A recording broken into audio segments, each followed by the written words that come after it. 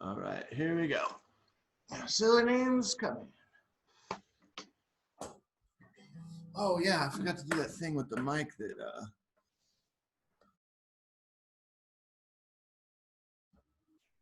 sorry about that. Let me see. What was that thing? Blue, the same system, same.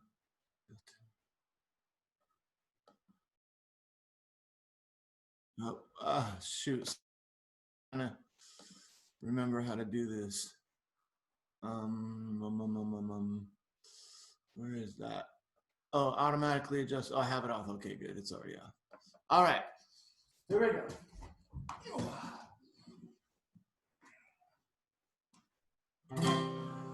La la la la la la. Oh, I'm pretty far away from the camera today. Let's scooch the camera up a little bit. That's better. And a 1 and a 2 and a.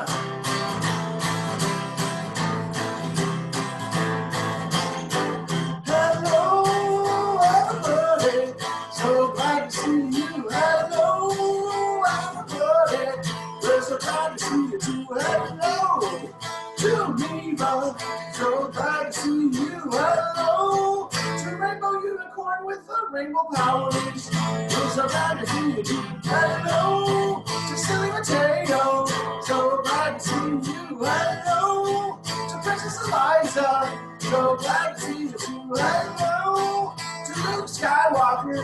So glad to see you. Hello, to Lewin. We're so glad to see you too. Hello, to Shay. So glad to see you. Hello, to Stinky Toilet. We're so glad to see you too. Hello, to Sophia. So glad to see you. Hello, to Henry. We're so glad to see you too. Hello, to Declan. So glad to see you. Hello, to Elliot. We're so glad to see you too. Hello, to Abby. So glad to see you. Hello, to Roman. We're so glad to see you too. Hello, everybody. So glad to see you. Hello, everybody. We're so glad to see you. Oh man, my voice wasn't very good this morning, guys. Whew, real cracky. I guess I should have drank some hot tea with honey or something. That's supposed to be good for your vocal cords right here. All right, as I said, I have some one pretty long book, and I'm going to start with that one because I'm not really sure how long it takes, and I don't want to run out of time, like sort of at the end. And I hope you like it. It's going to be long, but it's pretty cool. It's like a folk story. It's called Mariana and the Mer Child. So there's a mermaid in it. Yeah. All right, let's see here. Title page, Mariana and the Mer Child. It's a folk tale from Chile, which is a country down in South America. Written by Carolyn Pitcher and drawings done by Jackie Morris. Let's see how this one starts. Oh dear, where's my glasses? Oh, I'm just going to go for it. Okay, here we go. An old woman lived alone in a hut by the sea. Her name was Mariana. The waves boomed and sucked pebbles and shells from the shore. Mariana loved to listen to its music. The sea was like a mother to her. It brought her fish to eat, wood to burn, and music to listen to. But sometimes it filled her with fear. You see, deep in the sea caves and forests there hid hungry sea wolves. Ooh, a sea wolf waiting for a storm. I've never seen a sea wolf. I've seen like what is that? I heard of a seal, like a leopard seal or something like that. Anyway, whenever Mariana walked on the shore, the village children crept along after her, pulling faces. Oh, why are they pulling faces? I don't get that. Mariana loved for the children to be her friends, but if she turned around, they ran away. Kids don't like her. And there she is on the ocean. On the beach. And there is a really big sea turtle. And there's the kids over there, and they won't be her friend. I don't really know why. That might be her hut. I don't know, her house. One day a storm did come, and it was terrible. The winds tore. Wait, could you guys see the picture? I'm sorry. Let me get this better. Tilt it down. There we go. Oh yeah, the winds. Oh, I'm sorry. The winds tore at the hut and tugged at the roof. The sea wolves threw back their heads and howled. Oh, where's it? Oh, I see him now. Oh, a sea wolf is just like a big giant wave, kind of. You see that? And then out they came. All night they prowled along the shore, howling and baying in the wind and rain. All night Mariana trembled in the corner of her ramshackle hut, with her hands clapped tight over her ears. Towards dawn, oh yeah, there's a picture with her hands on her ears there. She's like, oh, too loud. Oh yeah, towards dawn, the winds tired and the sea wolves crept back into their underwater caves. Mariana tiptoed to the door, opened it, and looked out. The storm had blown the sky clear of clouds, and the sunlight dazzled her, bright as a mirror, burst into a million pieces. So the storm is over. It's sunny again. She's going to come out. There she is. She came out, right? But she found something, it looks like. She stood in the warm sunlight to soothe her rickety bones, and the sea surged as if a volcano had thrown out jewels of turquoise and indigo, aquamarine and emerald. So the ocean like did a water spout, I guess. The sea has brought me fish and wood, she said. There's plenty here, enough to cook food for the children if they would let me. Mariana peered into a rock pool. It was as clear as glass and full of treasures brought by the sea. Oh, it's like a tide pool. She saw ruby anemones, a shell like a sunburst, a silver seahorse, and a golden starfish. In the middle, half hidden by the seaweed, lay a crab as fine as a shield. Fine as a shield, I don't know what that means. There's enough crab here to feed me all week, cried Mariana. She put the crab into her basket, then collected seaweed and driftwood for her fire. So from the storm, she found all kinds of awesome stuff. That's a crab, I guess. That's a really big crab. She struggled back to her hut and put her basket on the table. Can you guys see the pictures? Oh, here you go. Oh, but now I can't see. On the table. But when she lifted the seaweed, she saw that the crab had split into two pieces. It cracked open. Why, what's this? Cried Mariana. It was a baby girl with hair the color of the setting sun, skin that gleamed like a rosy pearl, and a fishtail with scales of silver. Look what the sea has brought me, she cried. And at once she loved that baby more than she had ever loved anything in the world. It's a baby was in the shell. Huh? And it's not just any old baby. It's a mermaid baby, right? Do they show her tail? They don't really show it in this picture, but I'm sure they will.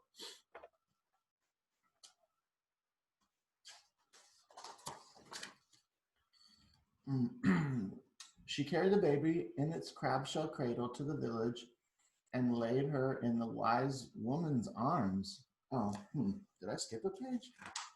No, I did not. She went to the wise woman of the village. For a long time, the wise woman said nothing, and then she said, "This is a mer baby." Her mother hid her in the crab shell to keep her safe from the sea wolves. Then I must let the mother know she is safe, said Mariana. Who is her mother?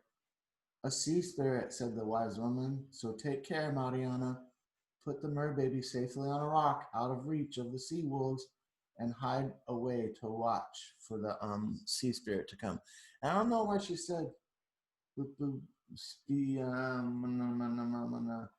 oh, take care. Like, well, maybe sea spirits are not dangerous. I don't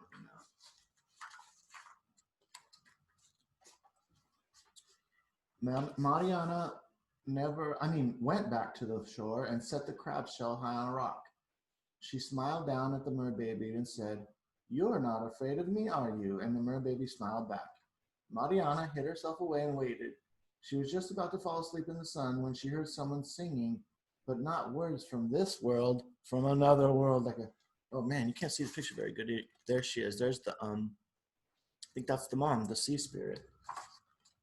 My hand's in the way, isn't it? Sorry, guys. 7 great waves came rolling into shore, waves of crimson and gold, rose and gold, and on the seventh wave rode the sea spirit. She was as tall as a mast of a ship, I guess, so pretty tall.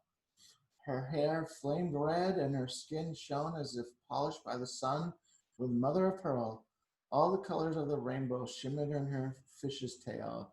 Her opal eyes, full of fire, lit upon the crab shell cradle. So she found the cradle, she saw it, and I guess she comes in with some friends, what do you call it? Dolphin friends. The sea spirit picked up her merbaby and sang a lullaby not of this world.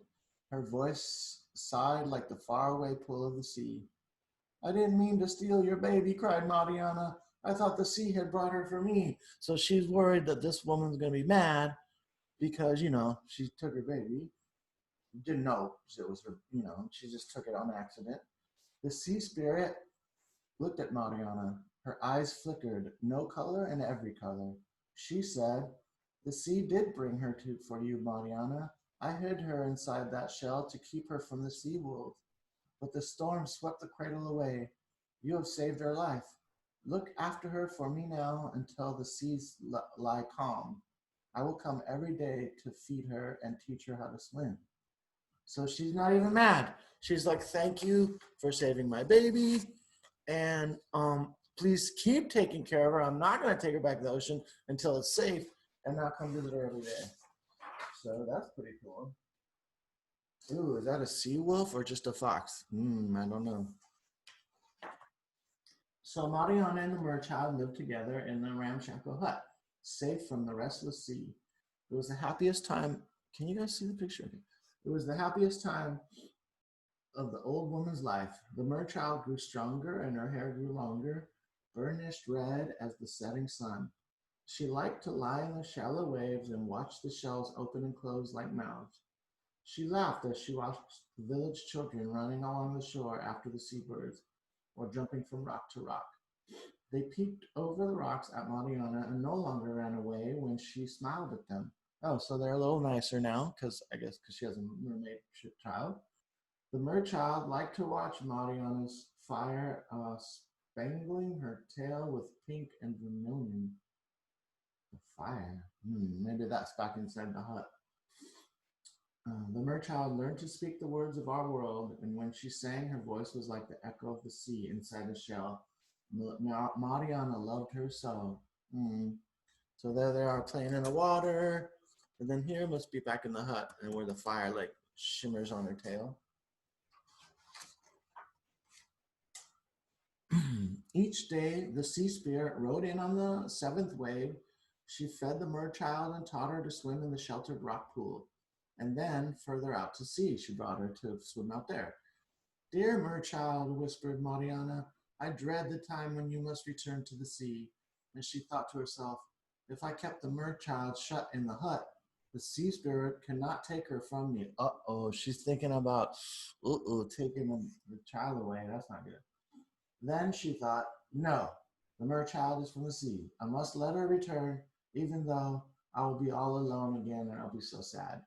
So she thinks about trying to keep her, but she's like, you know what? She belongs, in the ocean.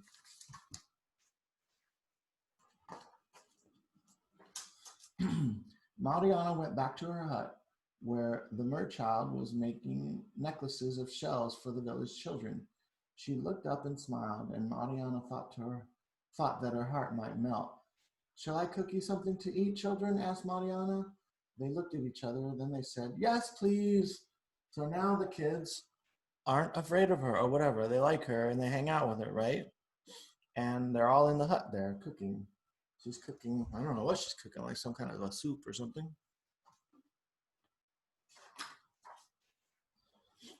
At last came the morning Mariana was dreading. The sea spirit saying, my child can swim now and it is time to take her home. The sea is calm and the sea wolves cannot catch her. But we will never forget you, Mariana. And she took her child, Merchild on her back, far out to sea, while Mariana stood with tears streaming down her face. Oh, she's crying. That's sad. The children stole up or snuck up behind Mariana. They took her hands and comforted her. Oh, so she got sad because the Merchild had to go back with her mom into the ocean. And there's Mariana way over there. And the kids in the village are being nice to her, trying to help her feel better. That's cool. But the Merchild had not gone forever. Each morning, every morning, each morning, she leaped from the waves to greet Mariana, and every day she gave her a lustrous pearl from the seabed. The sea spirit sent in waves brimful of fish, and the rock pools teemed with shrimps and crabs and seaweed. When there was a storm, the sea wolves still howled, but Mariana was no longer afraid of them. Don't be sad, Mariana, they said. The sea spirit and her child will never forget you, nor will we, and they never did. Who says that? The wolves? Or the kids? I don't even know. But anyway, she still visited every day. That's cool, right? And that is the end. What is this though? Oh, it's a fish. I see. That's a nautilus, and then there's some like beads or something. That's a cool story. I like that. I like almost probably every folk tale I've ever heard. I like the old stories, which is different. What's time? Oh, perfect timing. Okay, I might have time for 3 books. We'll see. Just in case, I'll do this one next. This one's called The Paper Bag Princess. This is pretty cool. I like this one. Just a little smaller book. Paper Bag Princess is, here we go. Written by Robert N. Munch and drawings done by Michael Marchenko. The Paperback Princess. Have you ever heard of the Paperback Princess? You're going to find out now. Here it goes. Here's the beginning. There she is with some other guy who's, I heard, not so cool actually in this book. Elizabeth was a beautiful princess. She lived in a castle and had expensive princess clothes. She was going to marry a prince named Ronald. So there's Elizabeth and Ronald, and he has a tennis racket for I don't know what reason.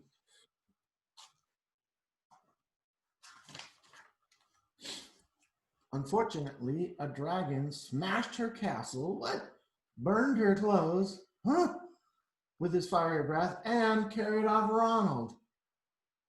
Ronald, right? Yeah, okay, oh my gosh, he burned down the whole castle. He broke it, burnt off all her clothes, and took away the prince. Oh my goodness.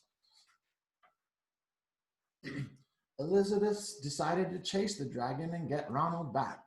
So she's going to go save him. She looked everywhere for something to wear, but the only thing she could find that was not burnt by the dragon was a paper bag. So she put on the paper bag and followed the dragon. He was easy to follow because he left a trail of burnt forest and horses' bones. Oh dear. He ate horses on the way. So she's following his trail. And she looks pretty upset, like pretty frustrated, like, I'm going to get that dragon.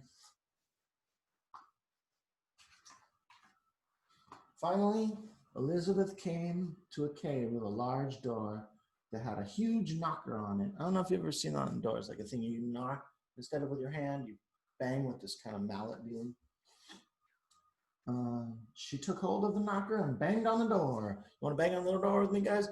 Bang, bang, or bang, bang, bang, bang, right? The dragon stuck his nose out the door and said, well, a princess. I love to eat princesses, but I've already eaten a whole castle today and I'm very busy, dragon. Come back tomorrow. I'll eat you tomorrow, he says. He slammed the door so fast that Elizabeth almost got her nose caught in the door. So he doesn't want to talk. Elizabeth grabbed the knocker and banged on the door again. The dragon stuck his nose out of the door and said, "Go away. I love to eat princesses, but I have already eaten the whole castle today. I'm a very busy dragon. Come back tomorrow." "Wait," shouted Elizabeth. "Is it true that you are the smartest and the fiercest dragon in the whole world?" "Why, yes, it is," said the dragon. So I think she's trying to trick him. So she says, and this is pretty easy. This is a good way to trick people. You say how great they are, and they're like, "You know what? I am pretty great. Thank you for saying so." Anyway, that's what she's doing. But then here comes her trick. This is really smart. "Is it true," said Elizabeth, "that you can burn up 10 forests with your fiery breath?" 10 forests, that's a lot. "Oh, yes," said the dragon, and he took a huge deep breath and breathed out so much fire that he burnt up 50 forests. Look at all that fire. That's a lot of fire, guys. And then let's see what she says. She says, "Fantastic," said Elizabeth. And the dragon took another huge breath and breathed out so much fire that he burned up 100 forests. 100, oh my gosh. It's a lot of forest. "Magnificent," said Elizabeth. And the dragon took another huge breath because, he wants to show off. But this time, nothing came out. The dragon didn't even have enough fire left to cook a meatball. Just a little puff of smoke comes out. So he used up all his fire, which I'm pretty sure was her tricky plan.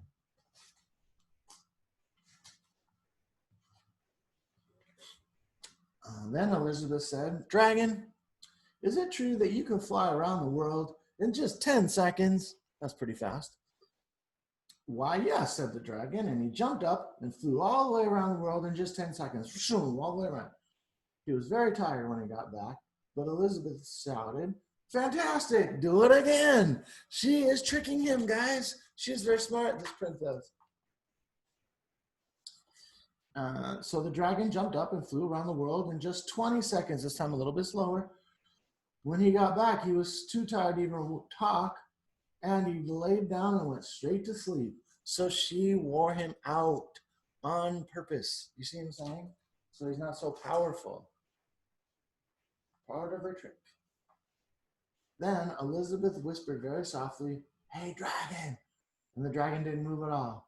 She lifted up the dragon's ear and put her head right inside of his ear, and she shouted as loud as she could, "Hey, dragon!" to make sure he stays asleep.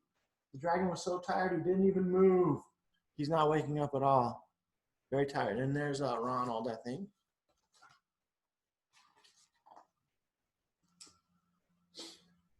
Elizabeth walked right over the dragon and opened the door to the cave. There was Prince Ronald. He looked at her and he said, "Elizabeth, you're a mess. You smell like ashes, your hair is all tangled, and you're wearing a dirty old paper bag. Come back when you're dressed like a real princess." What? He is so ungrateful. He should be saying, "Oh my gosh, Elizabeth, thank you so much. You saved my life. You outsmarted the dragon. You're amazing. You're great." But no, he says, "You don't look good. You don't have a fancy dress and you're kind of dirty." That is very ungrateful, what that's called. So she said, "Ronald," said Elizabeth, "your clothes are really pretty and your hair is very neat. You look like a prince, a real prince, but you're a bum." And they didn't get married. After all, she walked away from him, happy that she didn't get married to that super lame dude, basically, which I think was a good idea. Yay! All right. Can't remember when I started. Did I get the 10-minute warning yet? I don't think I did. Okay, I guess I have time for another story. Just whizzing through the stories today, guys. I thought I could only read 2 today, but I guess I was wrong. This is the book that I wanted to read the other day. You remember the chickens book and Marge and Lola? It was the second one. This is the first one. I think it's better. So let me try this one. It's called Chicken Dance, written by Tanny Sauer and drawings done by Dan Santat. And I forget what Mom got this for us, but we got a signature, handwritten signature, I'm pretty sure, from the guy that wrote it. And it says, "Bark, bark. Thank you very much, Dan Santat." Huh. All right, let's see how this one starts. Here's how it starts. With a poster on a barn, and it says tonight, Barnyard Talent Show, grand prize. If you win, you get the tickets to see Elvis Poultry in concert, the final doodle-doo. And there's that guy. Oh, there's a 10-minute warning. I better hurry. There's the guy. Elvis Poultry is like Elvis Presley, sort of, kind of, but a chicken. Marge and Lola took one look at the poster on the barn door, and they almost lost their cluck. Elvis Poultry was top bird. They had to win those tickets. They really like him. They want to see his show. The ducks paraded by, and they said, "Don't bother, drumsticks. Ducks win the contest every year. All a chicken can do is bark and flap and shake." Marge and Lola ignored the quackers and tested out their talents. So a talent show is like a contest to see who does the most coolest sort of show. I don't know, like talent, different things. So let's see. So Marge and Lola are going to figure out something that will be amazing. So first, they tried bowling, but that didn't work. It squished one of them. And I always forget which one's Marge and which one's Lola. They tried juggling, fire sticks. Well, the other one, the white one, caught on fire. Oh dear, that didn't work. Tightrope walking did not work either. They tried to walk on a power line, and this one's all falling off, hanging. Ah! We could try flying, Marge said. And Lola grinned. Flying chickens, now that's talent. And the chickens scrambled to the top of their coop. And here's what they're thinking. In their mind, they're thinking, oh, flying way high, goggles on, perfect. But then they jumped off the roof and they fluttered. And they sank into the hay up to their wattles. The ducks flew by and they said, "Bail out, chickens." They called down below. They're like, "You're not going to win." And this is a true story. Chickens cannot really fly. They can sort of get up in the air for a second and come back down. Marge and Lola dusted themselves off and shook hay from their feathers. "Now what?" asked Lola. "We could try swimming," said Marge. Lola nodded. "Swimming chickens. Now that would be talent. They're going to swim now, or they're going to try swimming." The chickens tottered over to the pond, and they jumped, and they fluttered, and they totally sank in the water. The ducks swam by and said, "Get some floaties, chickens. You need floaties, like those things you put on your arms so you don't sink." They sank down with the fishes. They can't swim. Didn't work. Marge and Lola waded ashore and spit water from their beaks. "Any other ideas?" said Lola. Marge stared at the setting sun. "Too late. It's showtime. We'll have to wing it," which means make it up as we go. The chickens bumbled to the barn, found their seats, and settled in for the show. The first the first contestants in the talent show were goats, and the goats ate a whole tractor and scored a 7. "Not bad," said Marge. They ate a tractor. There's some pieces of it. A score of 7 is a pretty good score. If the top score is 10 and the lowest score is 1, then 7 is a pretty good score. The pigs formed a pig pyramid, like gymnastic style kind of, and they scored an 8. 8s all around. 8, 8, 8, 8. "I've seen better," said Lola. They're like, we could beat them. Oh, because they fell after that. Look at that. The pyramid falling apart. The cows jumped over the moon, like in the nursery rhyme, right? "That's old," said Lola. "We can still win this thing." Suddenly, trumpets sounded.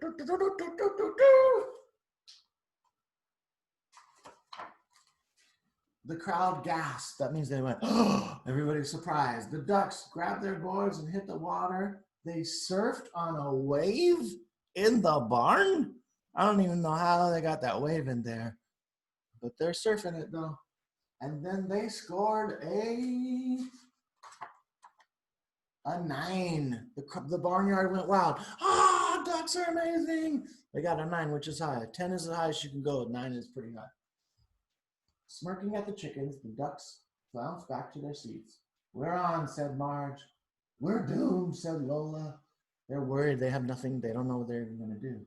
The chickens shuffled on stage. They blinked at the crowd and they gulped.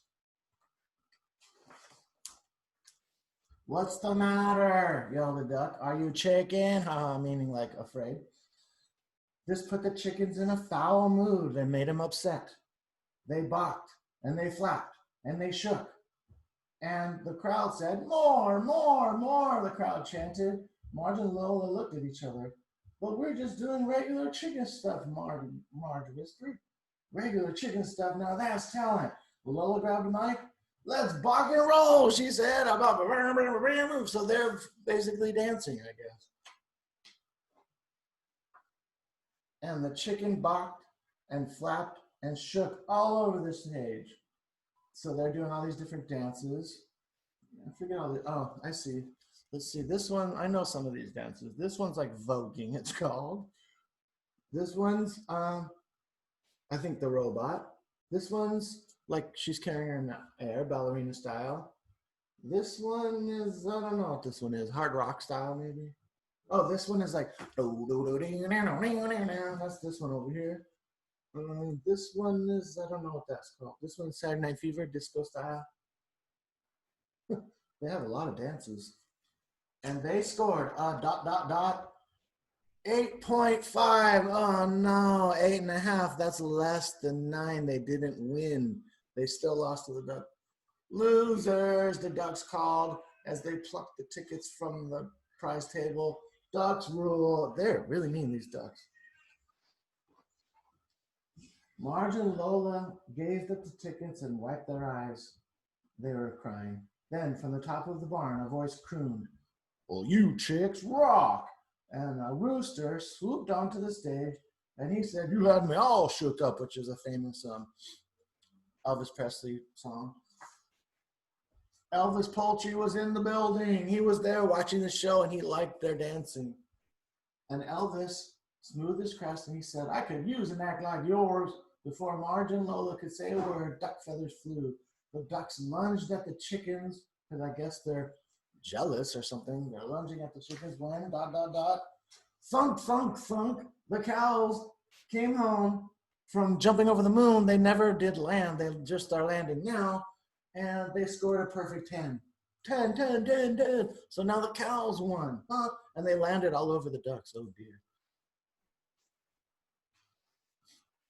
And the next day, a new poster was tacked on to the same, to every barn in the countryside. It says, Elvis Poultry and the Chicken Dancers. That's Marge and Lola. Marge, Lola, live on stage. The Big Bok Bagok. 50 barns in 50 days. Coming to a farm near you. It's a poster. And that is the end. And I'm pretty sure this is the two people that made the book, the drawer and the writer. Can you see them? They look like they're having fun dancing. And that's the end. Oh, I only have 2 minutes to go, so I have to sing really fast the goodbye song. All right, let's see how fast I can do this. I might run out of time, guys, so if I do, if it cuts off before I finish, bye, and I miss you all. See you tomorrow. All right, here we go.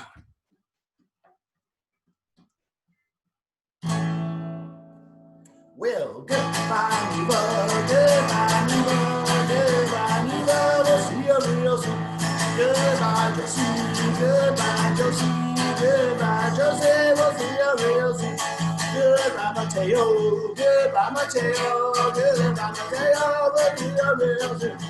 Goodbye, Franny, goodbye, Franny, goodbye, Franny, we'll see you real soon. Goodbye, Shy, goodbye, Shy. Goodbye, Shy, we'll see you real soon. Goodbye, Llewyn, goodbye, Llewyn, goodbye, Llewyn, we'll see you real soon. Goodbye, Shay, goodbye, Shay, goodbye, Shay, we'll see you real soon. Goodbye, Isabella, goodbye, Isabella, goodbye, Isabella, we'll see you real soon. Goodbye, Sophia, goodbye, Sophia, goodbye, Sophia, we'll see you real soon. Goodbye, Henry, goodbye, Henry, goodbye, Henry, we'll see you real soon. Goodbye, Declan, goodbye, Declan, goodbye, Declan, we'll see you real soon. Goodbye, Elliot, goodbye, Elliot, goodbye, Elliot, we'll see you real soon. Goodbye, Abby. Goodbye, Abby. Goodbye, Abby. We'll see you real soon. Goodbye, Roman. Goodbye, Roman. Goodbye, Roman. We'll see you real soon. I made it. I went the fastest I've ever done. Bye, everybody. I love you. Bye. Bye. Bye.